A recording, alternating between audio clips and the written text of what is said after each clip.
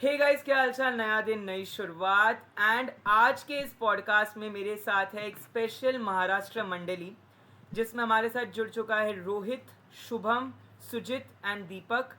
So firstly heartiest congratulations for qualifying NIPER JEE 2025 and welcome to the channel. Thank you sir. हम एक thank you एक sir. करके इनके बारे में, इनकी रैंक्स एंड इनकी जर्नी के बारे में थोड़ा सा इस वीडियो में डिस्कस करेंगे। रोहित, स्टार्टिंग फ्रॉम यू, अपने बारे में बताओ, आपकी रैंक्स, आप कौन सी कॉलेज से हो एंड कौन सी जगह से हो। सर मेरा रैंक है 255। I am from Chhatrapati Sambhaji Nagar. मेरे कॉलेज का नेम है यश इंस्टीट्यूट ऑफ फार्मेसी। ये है sir. Okay. Shubham. Sir, my rank is 455, and I am from Samartha College of Pharmacy, Budana district. Okay. Deepak, you are on mute. Deepak, आप mute पर हैं।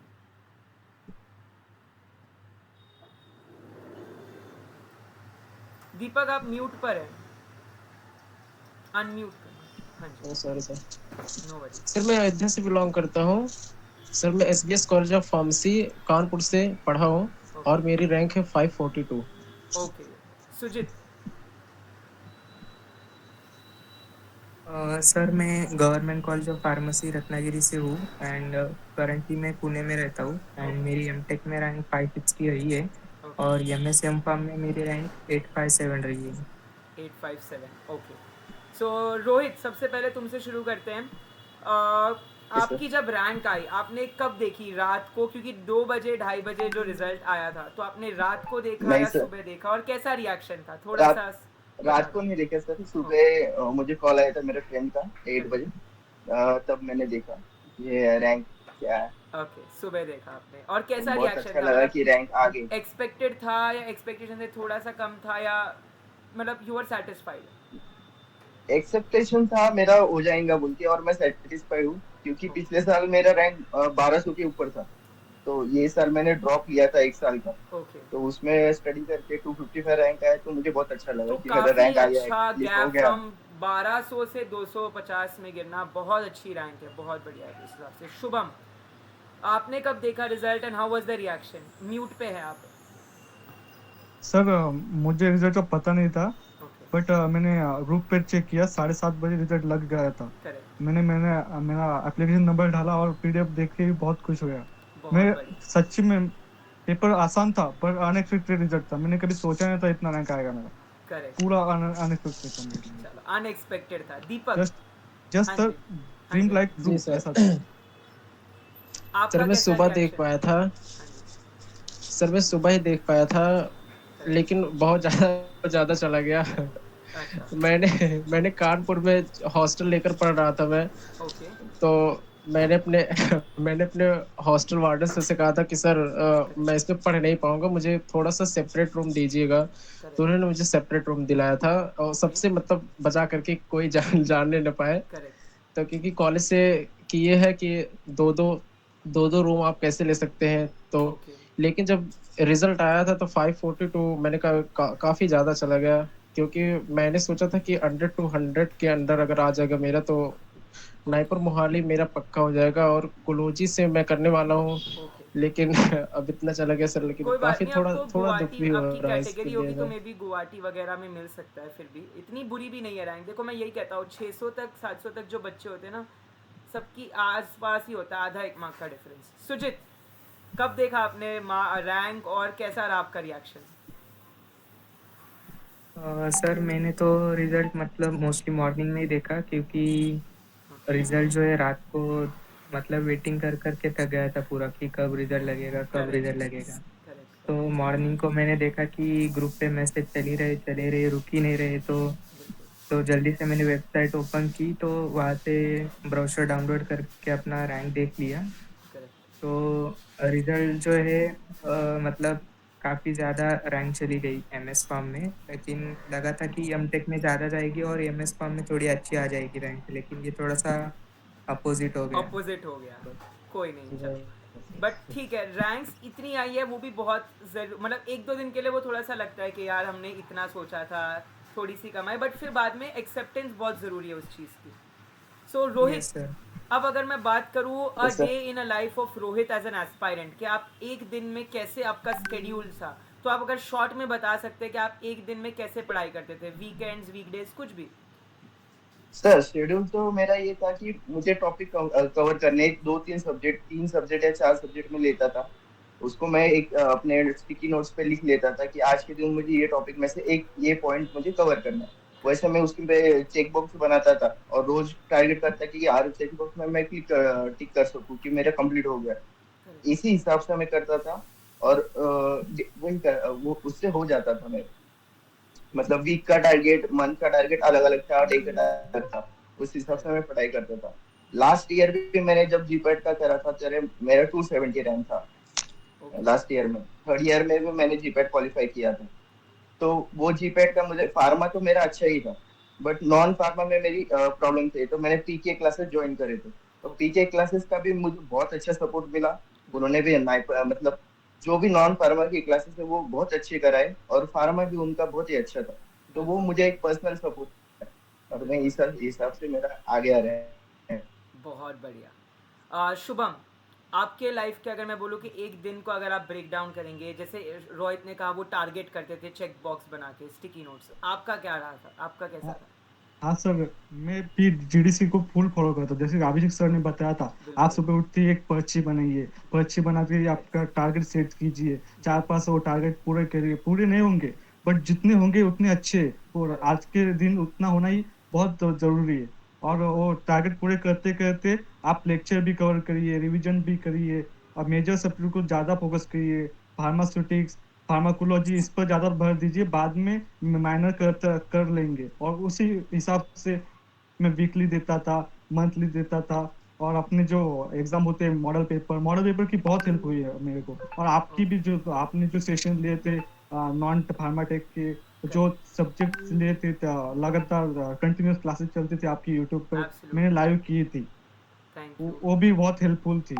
NIPER में वो बहुत काम आई. एक्चुअली मैंने वो सीरीज भी देखी आपकी नाइपर की, वो हाँ. बहुत हेल्पफुल रही मेरे को. जो चलो. लास्ट 10 दिन में वही किया था मैंने, आपको ही फॉलो किया था. बहुत थैंक यू सर. बढ़िया. हाँ सर, आपने भी इनामदार की बुक से वो क्वेश्चन कराए थे, तो बहुत वो भी हेल्पफुल था.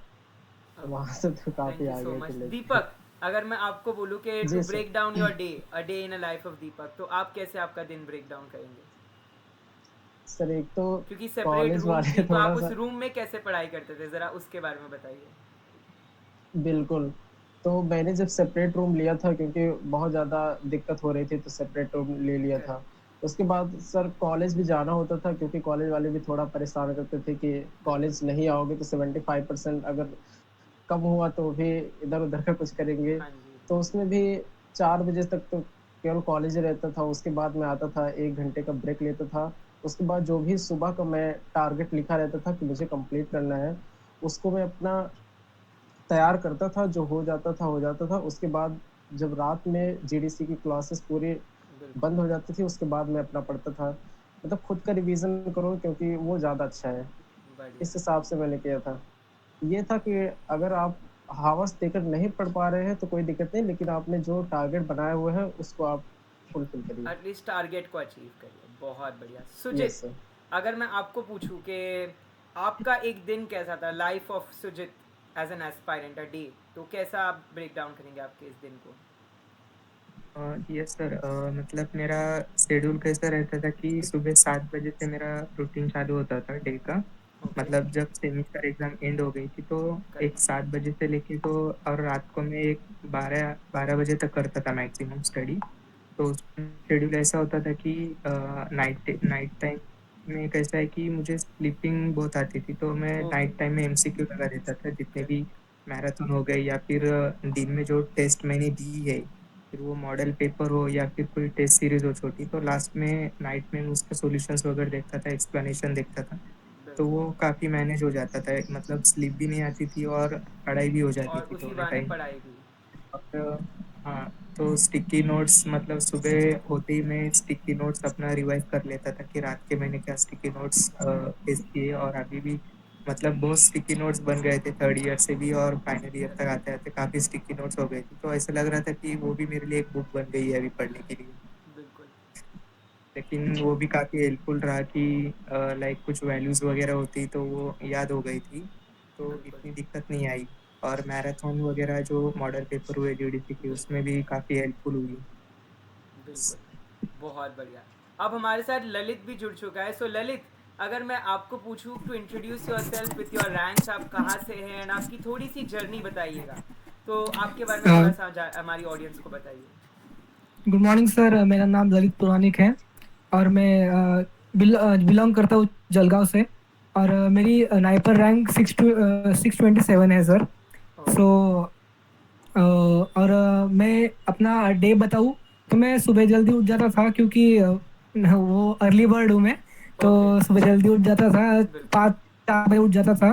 तो सबसे यही मेरा दिन का रहता था कि मैं दिन का टारगेट बनाऊँ, क्योंकि मैंने ऐसा टाइम बेसिस पे स्टडी नहीं किया था, मैंने टारगेट बेस पे स्टडी किया था कि मुझे आज 2 सब्जेक्ट्स उठाने हैं और इन 2 सब्जेक्ट्स के ये टॉपिक मुझे कंप्लीट करने हैं। तो मैं ये वो टॉपिक कंप्लीट करता था, और रात को जैसे दीपक ने बताया, सुजीत ने बताया, तो मैं एमसीक्यू प्रैक्टिस मैंने रात में की है, मैराथन्स हो गए या पीवाईक्यूज हो गए, तो मैंने वो किया है। करेक्ट। सो अब एक छोटा सा 2 क्वेश्चन का रैपिड फायर मैं सभी के साथ खेलना चाहूंगा, एक एक करके। रोहित, तुम्हारे 2 क्वेश्चन है। फर्स्ट, हार्ड वर्क और स्मार्ट वर्क? एक minute sir, hard work plus smart work दोनों भी सर, स्मार्ट वर्क भी चाहिए। बढ़िया। दूसरा क्वेश्चन के इफ आई आस्क यू सबसे मोस्ट बोरिंग सब्जेक्ट एंड ऐसा सब्जेक्ट जो आपको पूरा दिन पढ़ने को मन करता है, कौन से ऐसे 2 subject? Medchem boring subject, okay, और पढ़ने के लिए कोलोजी, pharmacology. Pharmacology. Shubham, same question to you. First, hard work या स्मार्ट वर्क? सर दोनों, हार्ड वर्क भी मैटर करता है, बहुत मैटर करता है, और लास्ट टाइम में smart work. Okay. And favourite subject and most boring subject? Favourite subject मेरे लिए तो कोलॉजी, ऑब्वियसली ऑब्जेक्ट सर का लेक्चर वगैरह, करेक्ट। और दूसरा कोग्नोसी जो कॉग्निसी, बिल्कुल। Deepak, cognosy। Same question. But hard work या smart work? Sir hard work और स्मार्ट वर्क तो दोनों ही चलता है, क्योंकि आप कितना भी करिए, स्मार्ट वर्क करने की कोशिश करेंगे फिर भी आपको हार्ड वर्क तो करना ही पड़ेगा, बिल्कुल। तो दोनों मैनेज करके चलेंगे तो ज़्यादा अच्छा है। मोस्ट और फेवरेट मेरा सब्जेक्ट जो सबसे एंड मोस्ट जी जो फेवरेट था मेरा, वो सबसे अच्छा था मेरा कोलॉजी था और सिटिक्स था, और मुझे जो माइनर वाले थे वो ज़्यादा बोरिंग लगते थे, थोड़ा सा वो अच्छे नहीं लगते उतना। माइक्रो ज्यूरिस वगैरह मे बी। जी सुजित, हार्ड वर्क या स्मार्ट वर्क? सर एक्चुअली दोनों इम्पोर्टेंट है। जब हम किसी कॉम्पिटिटिव एग्जाम की ट्राई करते हैं या फिर प्रिपरेशन करते हैं, तो दोनों इम्पोर्टेंट हो जाते हैं कहीं ना कहीं। बिल्कुल। तो मतलब हार्ड वर्क और स्मार्ट वर्क ये दोनों बैलेंस करते हुए हमें चलना पड़ता है। ऐसा नहीं कि स्मार्ट वर्क करते जा रहे हो, हार्ड वर्क नहीं है, कंसिस्टेंसी नहीं है, तो वो नहीं हो पाता है। और सेकंड, एक फेवरेट सब्जेक्ट की बात करेंगे तो मेरा सभी सब्जेक्ट फेवरेट था, एक्सेप्ट थोड़ा सा केमिस्ट्री वगैरह, मेडिसिनल केमिस्ट्री, क्योंकि उसमें जो स्ट्रक्चर होती है, कितने नाइट्रोजन प्रेजेंट होते हैं, वो थोड़ा दिक्कत आ जाती थी उसमें, लेकिन बाकी ऑलमोस्ट सब फेवरेट ही थे। करेक्ट। ललित, हार्ड वर्क या smart work? Yes sir, competitive exam है सर, लॉन्ग जर्नी है, तो मैं हार्ड वर्क को प्रेफर करूंगा, क्योंकि ये मैराथन है सर। और फेवरेट सब्जेक्ट तो ऑब्वियसली कोलॉजी ही था, पर बस सबसे बोरिंग तो जो मुझे तो कोग्नोसी लगता है सर, क्योंकि वो पूरा थियोरेटिकल है, सब रटना पड़ता है एक साथ, कोई भी सब कॉन्सेप्ट लगा के अपन सॉल्व नहीं कर सकते उसको। सो मोस्ट ऑफ योर का फेवरेट सब्जेक्ट फार्माकोलॉजी था, बोरिंग सब्जेक्ट या तो केमिस्ट्री या तो कॉग्निसी, किसी का माइनर। हमारे साथ अंजलि कुरालकर भी जुड़ चुकी है। So Anjali, can you please unmute and क्या आप वीडियो ऑन करके हमारी ऑडियंस को बता सकती है आपकी रैंक एंड आप कहाँ से हैं? Yes, sir. Hello, everyone. This is Anjali Kuralkar. I got AIR 545 in NIPER JEE 2025. I have joined JDC Prime Student. Correct. And yeah, that's all about me. Okay. I'm from Indore, basically. And you are from Indore? Okay. Yeah, I have done my B.Pharm from Medicaps University, Indore. Okay, so if I ask you to break down your day कि अंजलि एक दिन में कैसे पढ़ाई करती थी, तो थोड़ा सा आपका एक दिन या एक स्केड्यूल बता दीजिए, एक डे का, वन डे का। Yeah, sure. एक्चुअली ऐसे रहता था कि शाम में क्लासेस वगैरह होती थी, सुबह कॉलेज वगैरह अटेंड करना होता था, फिर क्लासेस अटेंड करने के बाद कॉलेज के बाद जो थोड़ा बहुत टाइम मिलता था रात में करेक्ट 1 2 3 घंटा, तो उसमें वही सारी चीज़ें रिवाइज करनी है कि क्लास में क्या क्या पढ़ाया, बिल्कुल क्वेश्चंस लगाने थे, और at the same time marathon भी होती थी रात में 9 बजे से, बिल्कुल तो वो भी देखनी रहती थी। सारी चीज़ें एक साथ मैनेज करना थोड़ा डिफिकल्ट हुआ। उस बिल्कुल टाइम पे लगता था कि अरे बाप रे, कैसे होगा, क्या होगा, लेकिन फिर बाद में एक बार वो हैबिट बन गई तो सारी चीज़ें स्मूथली हो गई फिर। बढ़िया मोस्ट एंड फेवरेट कोचिंग का भी सब्जेक्ट सपोर्ट रहा काफ़ी। करेक्ट करेक्ट मोस्ट फेवरेट तो एज सच मतलब सूटेक्स, मतलब सूटेक्स मेरा बेसिकली स्ट्रॉन्ग था करेक्ट स्टार्टिंग से ही फ्रॉम बी फार्म।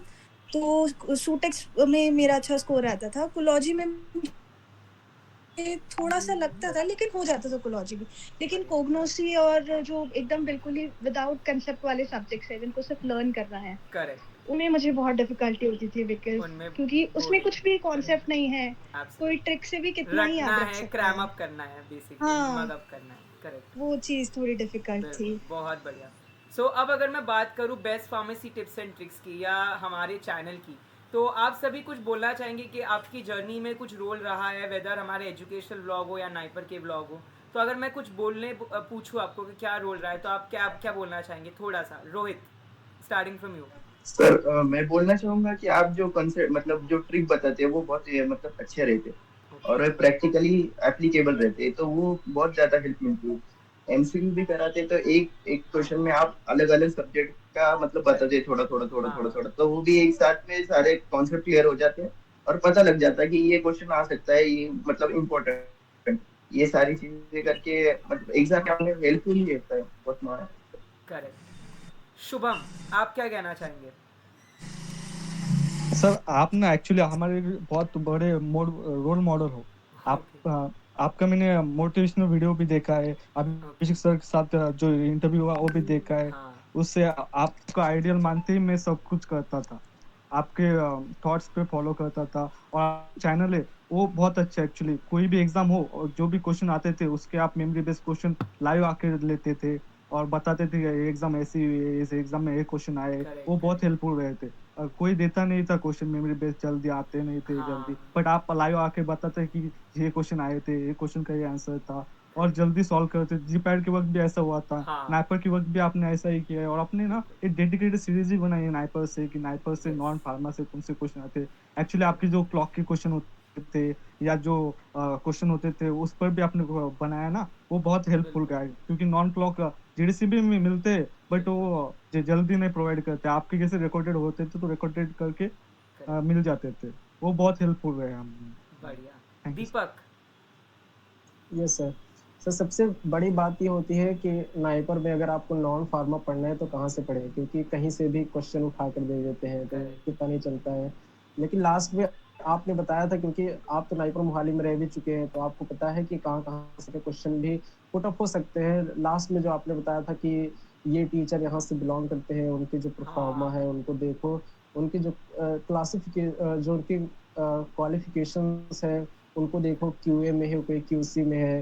तो सारी सारी चीज़ें जो बताया था आपने, तो बिल्कुल वहाँ से भी क्वेश्चन आए थे, सेल डिवीजन से आ सकते हैं, ये सब ओके आप बताए थे।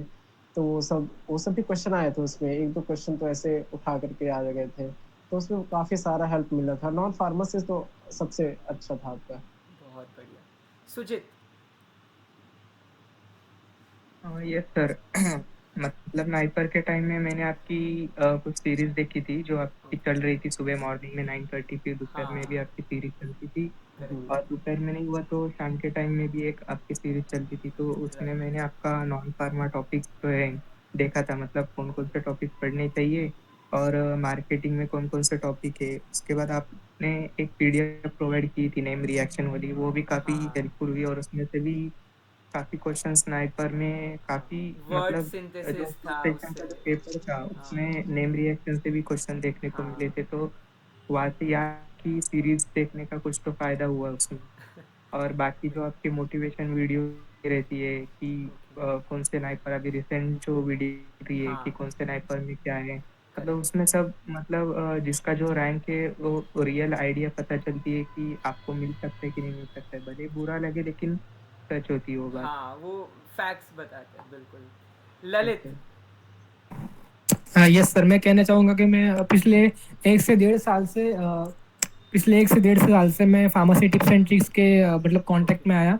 तो मुझे आपने जो नाइपर के लिए डेडिकेटेड सीरीज़ प्रोवाइड की और जो वीडियोज़ आपने नॉन फार्मा के डाले, वो उनमें से हेल्प तो हुआ ही सबसे अच्छा। और मुझे एक सबसे बड़ी बात सीखने को मिली कि अगर आप किसी एग्ज़ाम के लिए प्रिपेयर कर रहे हो, चाहे वो जीपैट हो, नाइपर हो या गवर्नमेंट की कौन सी भी एग्ज़ाम हो, तो उस डेडिकेटेड एग्ज़ाम के लिए मत पढ़ो। आप इसलिए पढ़ो कि आप लास्ट टाइम पे शॉर्ट्स नोट बना के रिवाइज़ कर सको। क्योंकि जब आप लास्ट शॉर्ट नोट रिवाइज़ करते हो, तो आपको एक कॉन्फिडेंस आता है और कॉन्फिडेंस को आपको डेफ़िनेटली आपके मार्क गेन होते हैं। तो आपने जो शॉर्ट नोट्स प्रोवाइड किए थे केमिस्ट्री के हो गए या इसके हो गए या कोलॉजी के हो गए, उन्होंने बहुत सारी हेल्प की और वो पढ़ने का एक डायरेक्शन दिया कि ऐसा-ऐसा पढ़ना है हमें, कि कोई भी कॉम्पिटिटिव एग्ज़ाम क्रैक कर पाएँगे। Correct. Anjali. Yes sir. Sir मैंने आपके वो नाइपर जेईई के आप जैसे स्टार्टिंग में लेते थे, मॉर्निंग में सेशंस लेते थे ना, जिसमें आप प्रीवियस ईयर वगैरह क्वेश्चन सॉल्व कराते थे। तो मेरा तो पूरा प्रीवियस ईयर उसी से होता था। उसके अलावा फिर आपने जो वीडियोस वगैरह बनाई थी, मतलब कि कौन-कौन से इम्पोर्टेंट टॉपिक्स है, कहाँ से Correct. पूछा जा सकता है क्वेश्चन वगैरह, वो चीज़ भी मुझे बहुत हेल्प। और इसके अलावा सर जो नॉन फार्म के बारे में आपने बताया था, नेम रिएक्शंस वगैरह के लिए आपने बताया था, वो सर काफ़ी हेल्पफुल रहा। मतलब उस पे से तो डायरेक्टली क्वेश्चंस थे ही नाइपर जेईई काफ़ी सारे, तो बिल्कुल। वो सर बहुत हेल्प किया sir. Thank you so much everybody for your kind words. Rohit, अब ऐसा कभी ना कभी तो Yes, हुआ sir. होगा कि आप तैयारी कर रहे हैं एंड थोड़ा सा सैचुरेशन हो या डीमोटिवेशन आ जाए, या ऐसे लगे कि अब मेरे दोस्त तो क्रिकेट खेल रहे हैं, मूवी देखने जा रहे हैं, मैं पढ़ रहा हूँ। How did you deal with those distractions? आपने कैसे उसको सर ओवरकम किया? हाँ सर, ऐसे तो बहुत बार हुआ है, क्योंकि मेरे जो दोस्त थे वो सारे मतलब जॉब को लग गए थे, तो मुझे भी लगता था कि उनका हो गया, मैं मतलब घर पे ही हूँ, पढ़ाई कर रहा हूँ बस, बाकी कुछ नहीं कर रहा हूँ। बट एक अंदर से था कि मैं तो कर लूंगा, मेरा हो सकता है। पर पिछले साल जो गलती की थी वो करना नहीं है, बस करते जाना है, कॉन्स्टेंटली लिखते जाना है। वैसे पुष्पेंद्र सर का भी बहुत मतलब उनका भी बहुत बड़ा रोल है। उन्होंने भी बहुत बार मुझे मोटिवेट किया, उनसे बात होती थी तो वो मुझे बताते थे कि ऐसा है, ऐसा करते जाओ, हो जाएगा, तो टेंशन मत लो। आपके वीडियो देखता था, आपके एक फ्रेंड की वीडियो थी कि उसने भी ड्रॉप लिया था कि आपके साथ फिर फार्माकोलॉजी में करना था, तो करेक्ट। वो वीडियो मैंने देखी थी, तो उसमें से मुझे मोटिवेशन तो मिला था कि हो जाएगा। और एक आरआरबी का पेपर हुआ था अभी रिसेंट में, तो आपके 61 कुछ तो मार्क्स आए थे, मेरे 60 आए थे, तो मैं अच्छा। सोचना चाहता था नहीं, सही सही पढ़ रहा हूँ अब बयान सर के साथ में। नहीं नहीं, बहुत तो बढ़िया। अब पेपर, पढ़ाई तो अच्छी चल रही है, हो ही जाएगा। तो ये यकीन तो था हो जाएगा मेरा, तो बहुत बढ़िया। ऐसे कुछ प्रॉब्लम नहीं। बहुत खुश हुई जान के कि you dealt with distractions well. Shubham, आपने कैसे डील किया उन डिस्ट्रैक्शंस के साथ? सर एक्चुअली ना मैं क्रिकेट का बहुत बड़ा फैन था, बट मैंने सोचा है 2-3 साल में क्रिकेट छोड़ देता हूँ। सैक्रिफाइसेस, मेरे लिए सैक्रिफाइस बहुत बड़ी चीज है। मैंने करेक्ट। बहुत कुछ सैक्रिफाइस किया है। क्रिकेट छोड़ दिया, मूवी देखना छोड़ दिया, वेब सीरीज देखना खुद छोड़ दिया। मैं टोटली अपने लेक्चर पे फोकस रहता, मोटिवेशन के लिए अपने हर लेक्चर से मोटिवेशन लेता था। अद्रिक सर बहुत मोटिवेट करते थे, यूट्यूब पे मोटिवेशन मिलता था, बिल्कुल। वो मोटिवेशन फॉलो करता था। मैंने सिर्फ ठान लिया था कि 4 साल अपने को देखना भी नहीं है, आईपीएल हो कुछ भी हो, नहीं फॉलो करना। जो मतलब थोड़ा पास स्कोर बट कार्ड देख लेता आरसीबी था, को जिताया बट कि नहीं चल इस जाता था। आईपीएल में फिर? हाँ, ये साला का नाम दूसरा, ए साला मैंने कप देखा था, वो ना फाइनल दे देखा ना। था। चलो बढ़िया। Thank you. दीपक, आपने कैसे डील किया डिस्ट्रैक्शंस और डीमोटिवेशन से? आप म्यूट पर हैं, म्यूट पर है आप डियर। सर मंथ में तो 1-2 बार हमेशा होता था, क्योंकि बहुत सारे बुक्स को पढ़नी पड़ती थी। जो शॉर्ट्स नोट बनाए हुए हो उसको भी पढ़ना पड़ता था। अगर शॉर्ट्स नोट बनाए हुए हो उसके बाद फिर किताब आप नहीं छू रहे हो, तो वो भी लगता था कि क्या पता उससे क्वेश्चन आ जाए, इससे ना क्वेश्चन आ जाए, तो उसको भी डील करता था। पढ़ने की कोशिश पूरा होता था जो भी डे का मैंने बनाया होता था। लेकिन जब बिल्कुल। 20-20 में होता था कि अब क्या ही करूँ, बहुत ज़्यादा हो गया है और एब्सोल्युटली। डिस्ट्रक्शन बहुत ज़्यादा होता था, तो फिर मैं आपके आपके चैनल पर आता था। जितने भी शॉर्ट्स होते थे वो जो डांस वाले शॉर्ट्स थे कि मुझे बस स्नाइपर में जाना ओके। है, क्योंकि वो गणेश चतुर्थी, मतलब क्या ही बताऊँ, हाँ उससे जी। बहुत ज़्यादा मुझे मोटिवेशन मिलता था। ओके। और मैं तो बताता था भी अपने दोस्तों को कि जब मैं अपने दोस्तों को कॉल करता था तो वो भी समझाते थे कि नहीं भाई तेरा तो हो ही जाएगा, क्योंकि तू वैसे भी इतना ज़्यादा सही है, कॉलेज में भी अच्छा है। उसके बाद तो बिल्कुल मैंने कहा अब रख फ़ोन, पहले मैं जा रहा हूँ बेस्ट फार्मेसी टिप्स में जा रहा हूँ, पहले मैं शॉर्ट्स देखूँगा, उससे थोड़ा-सा तो मोटिवेशन मिलता है मुझे। बहुत बिल्कुल ज़्यादा मोटिवेशन मिलता है सर इससे। बिल्कुल बिल्कुल। और कुछ मैं जो टॉपर स्टॉक होते थे उसको भी देख लेता था हाँ कि कैसे-कैसे उन्होंने मैनेज किया है। तो जब वो देखता था तो फिर ऐसा लगता था कि जब वो कर सकते हैं 1 साल में तो मैं भी कर सकता हूँ। तो उससे भी ज़्यादा हेल्प बिल्कुल। मिलता था। बहुत बढ़िया। सुजित, आपका क्या कहना है? आपने कैसे डील किया डीमोटिवेशन से, सैचुरेशन से? सर एक्चुअली जो मॉर्निंग में मैं जब पढ़ता था, मतलब रात में एमसीक्यू लगाता था और दिन में पढ़ता था, तो ऐसा लगता था कि दिन में भी कितना पढ़े और रात में भी कितना एमसीक्यू सॉल्व करे। तो मैं ऐसे मिक्सअप करता था, एक 1 आवर्स का इंटरवल लेके, कि ओके। इतना पढ़ने के बाद, सैचुरेशन आने के बाद 1 घंटा कुछ एमसीक्यू का एक्सप्लेनेशन देख ले या फिर एमसीक्यू डिस्कस कर ले। और मतलब इवनिंग के टाइम में तो पूरा ही सैचुरेट हो जाता था, तो उस टाइम में बस लेटे लेटे ऐसे ही एमसीक्यू देख लेता था मैं, कोई वीडियो वगैरह हो गई या फिर कुछ मोटिवेशन वीडियो आते थे तो वो देख लेता था। और यूट्यूब में भी काफ़ी क्वेश्चंस मिल जाते थे जिससे मैं टिक करेक्ट। करके आंसर भी देख लेता था। तो राइट। एक इंटरेस्टिंग भी बन जाता था मेरे लिए कि इसका आंसर मेरा रॉन्ग हुआ तो चलो सर्च करके देखते गूगल पे क्या एक्सप्लेनेशन देते। तो ऐसे करके उतना टाइम मेरा निकल जाता था और फिर रात में आगे एमसीक्यू सॉल्व करना, तो मोटिवेशन मतलब बैलेंस हो जाता था उसमें सब। तो मतलब आपने बैलेंस कर लिया। Anjali, how did you balance your distractions, demotivations? कैसे डील किया आपने उससे? सर मतलब ऐसा रहता था, वैसे तो पूरा दिन क्लासेस और उसमें हो जाता था, लेकिन बिल्कुल। कई बार ऐसे वीकेंड्स पे रहता था कि अरे नहीं हो पाएगा, इतना कम टाइम है और ऐसे सब। लेकिन फिर थोड़े बहुत मोटिवेशन वीडियोज़ वगैरह मैं देख लेती थी, तो फिर एक नई एनर्जी के साथ फिर वही रहता था कि चलो नई एक एनर्जी के साथ फिर से स्टार्ट करना है। करेक्ट। तो सर बेसिकली तो मैंने डिस्ट्रैक्शंस और ये सारे ऐसे ही हैंडल किए। बाकी मैंने सोशल मीडिया वगैरह तो ऑब्वियसली बंद करके रखा हुआ था, तो बढ़िया। इतना ज़्यादा मैं डिस्ट्रैक्टेड नहीं थी उन सब चीज़ों से। लेकिन फिर भी कॉलेज और ये सारी चीज़ें मैनेज करना थोड़ा डिफ़िकल्ट हो रहा था। ऐसा लग रहा था कि इससे अच्छा तो प्लेसमेंट्स ही ले लेती तो बेटर रहता, कहाँ हायर स्टडीज़ के लिए प्लान किया ऐसा। लेकिन करेक्ट। अब ऐसा आ रहा है कि हाँ, कि hard work pays off finally. Absolutely it paid off और नई एनर्जी, नया दिन, नई शुरुआत हो गई आपकी लाइफ की, हाँ, सिग्निफिकेंट रैंक यस सर। लाकर। चलो। सो अब रोहित, अगर मैं तुम्हें कहूँ तीन ऐसी क्वालिटीज़ जो एक फार्मा एस्पायरेंट में होनी चाहिए कि उसे अगर कोई भी एग्जाम क्रैक करनी है, तो तीन ऐसी क्वालिटीज़, कौन सी वो तीन क्वालिटीज़ होंगी? सर पहले तो बेसिक कंसेप्ट जो होते हैं वो क्लियर होनी चाहिए बढ़िया। फर्स्ट। देन कंसिस्टेंट होना चाहिए, ओके। और उसको स्मार्ट वर्क और क्या कहाँ मतलब क्या कहाँ से पढ़ना है और कितना पढ़ना है वो पता होना चाहिए। ये तीन क्वालिटी तो होनी ही चाहिए, और टाइम मैनेजमेंट होना चाहिए एक टाइम एक और क्वालिटी। मैनेजमेंट सबसे इम्पोर्टेंट, बिल्कुल time management. Time management NIPER के लिए तो बहुत इंपॉर्टेंट।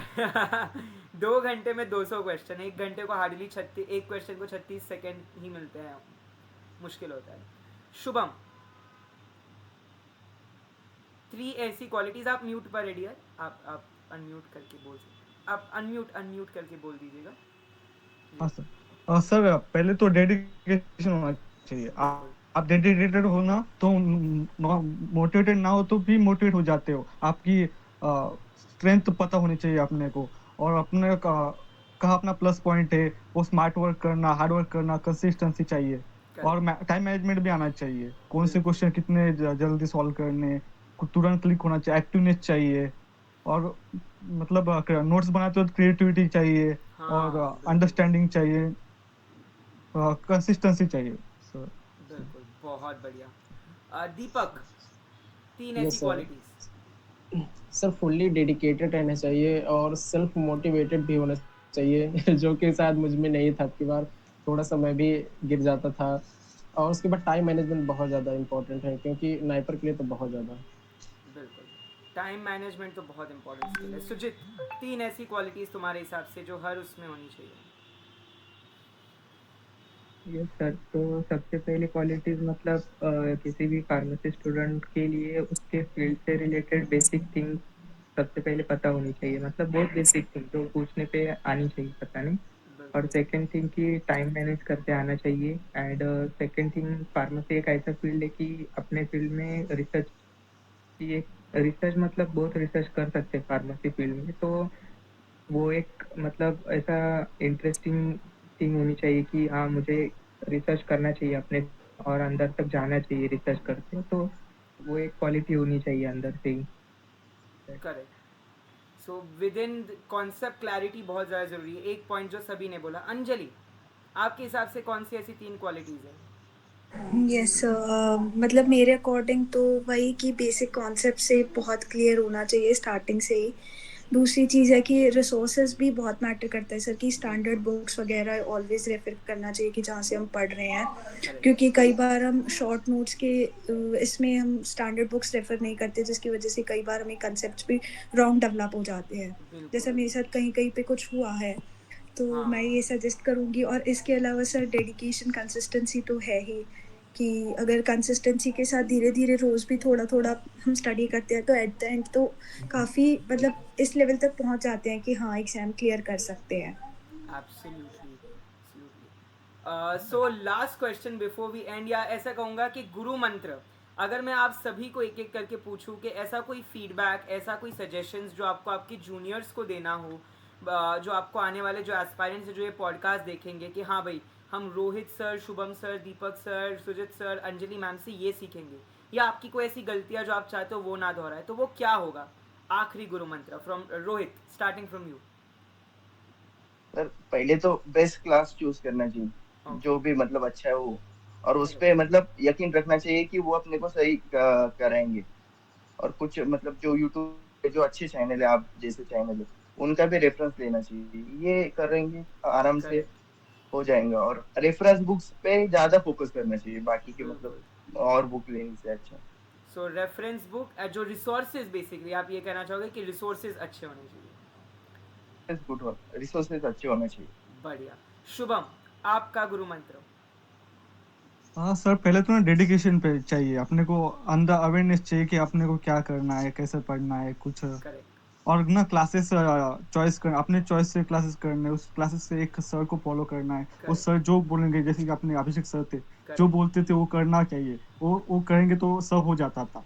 उस करेक्ट। उनसे मोटिवेशन लेना चाहिए। बिल्कुल। मतलब उनके कांटेक्ट में रहना चाहिए, वो जैसा बोलते हैं वैसा करना चाहिए।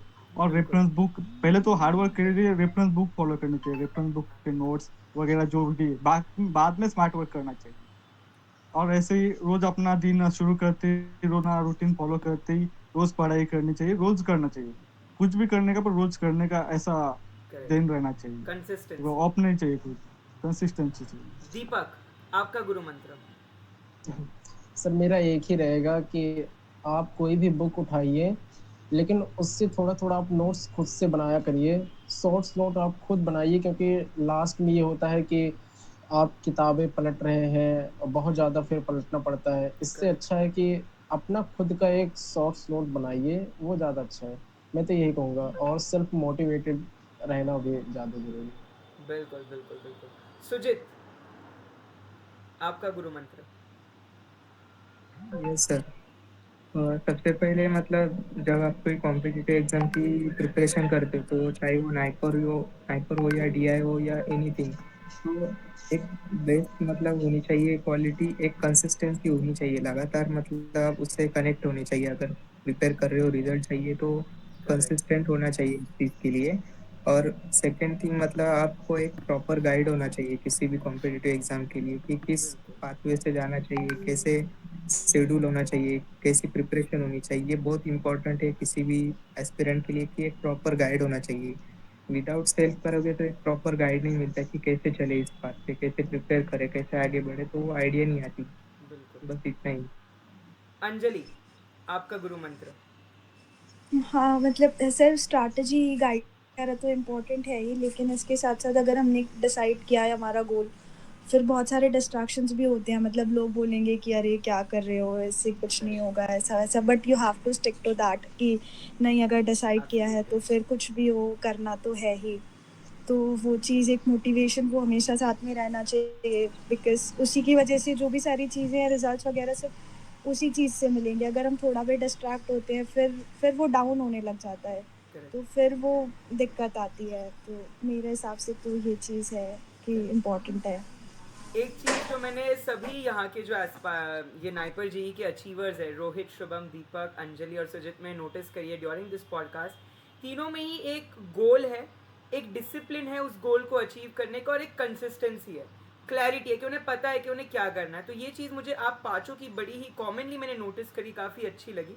सो अब बिफोर वी एंड, लास्टली आप कुछ आपकी नेटिव लँग्वेज में, मराठी, हिंदी, जो भी आपकी नेटिव भाषा होगी, उसमें कुछ काहीतरी सांगायचं आहे आमची ऑडियन्सला, anything from any of your native language, तो वो क्या होगा? रोहित, बिगिनिंग फ्रॉम यू, या इस बार मैं अंजलि से बिगिन करूँ?